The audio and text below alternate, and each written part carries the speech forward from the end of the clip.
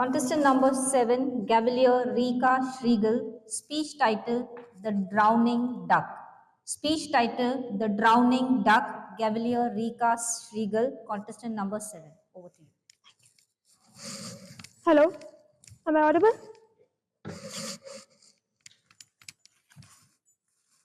They say life is like swimming. Some dive in gracefully, some float effortlessly.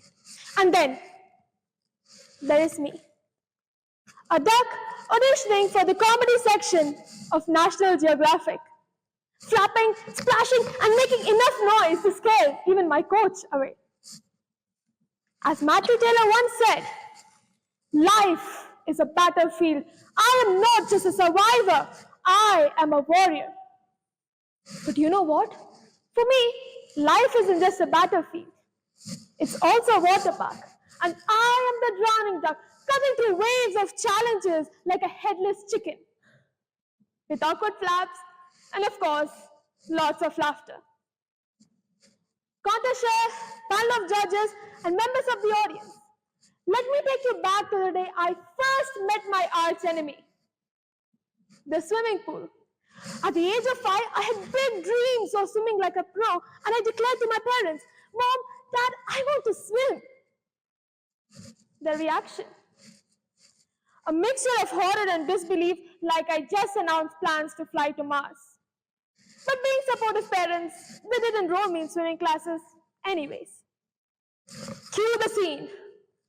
Me at the edge of the pool, trembling, looking like the Leaning Tower of Pisa about to collapse. My coach confidently says, jump! And I very confidently say, never. He again said, jump, and again I say, no way. But before I could negotiate further, he gave me a helpful push, or as I call it, a gentle act of betrayal.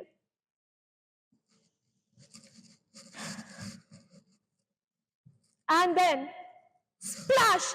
Ladies and gentlemen, I did not enter the water. I attacked it. And what followed was a performance that could only be described as duck in distress. Arms flailing, legs kicking, and a face that screamed, where is my lifeguard? Thankfully, my lifeguard, my accidental new best friend, was always nearby. By rescue number 5, I was sure he deserved a medal, or at least a thank you card. But the true humiliation came when my coach suggested recording a video of my swimming. Trust me, watching that video was like watching a slip-up reel of my life. I wasn't swimming at all. I wasn't even surviving. I was dancing like a headless chicken. And my parents were shocked, surprised. But Toastmasters and Cavaliers, that was the day I quit.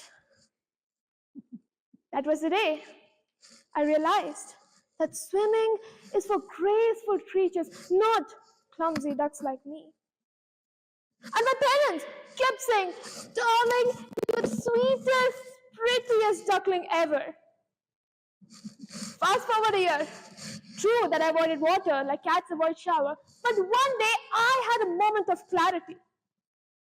Or as I call it, yes, any guesses?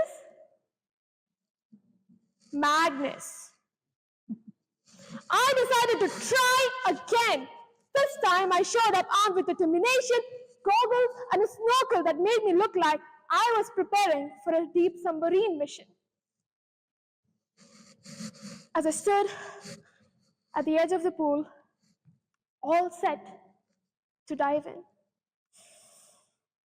I took one look at the bottom of the pool, and my fears crept in again. But that's when it hit me. My fear wasn't about drowning. It was about failing before even trying. I took a deep breath. And that's when my inner voice, the voice of wisdom, whispered, Reeka, you know, quitters never win, and winners never quit. And I dove. And with every awkward stroke, I learned something profound. I realized that swimming isn't about being perfect. It's about staying afloat, even if you look like a duck flapping for its life. It's about showing up. And sometimes it's about letting go of control and trusting that you won't sink. Instead of being the drowning duck looking out to make friendship with lifeguard, today I can proudly say that I can be a lifeguard for someone. And do you know why? That is because I am not a survivor. I am a warrior now. True that I might still splash about with questionable form, but I am swimming my own race. And that's what really matters. So Toastmasters and Cavaliers, whatever your swimming pool may be, whether it's a fear, a challenge, or a dream that feels bigger than the ocean, remember this. You don't have to dive in gracefully. We don't even have to float. Just flap, paddle, and keep moving. The world may call you a drowning duck, but listen to your inner voice. It will tell you that you are a conqueror. And one day, you will look back at those flaps and splashes and laugh, knowing that they were the strokes that turned you into a warrior.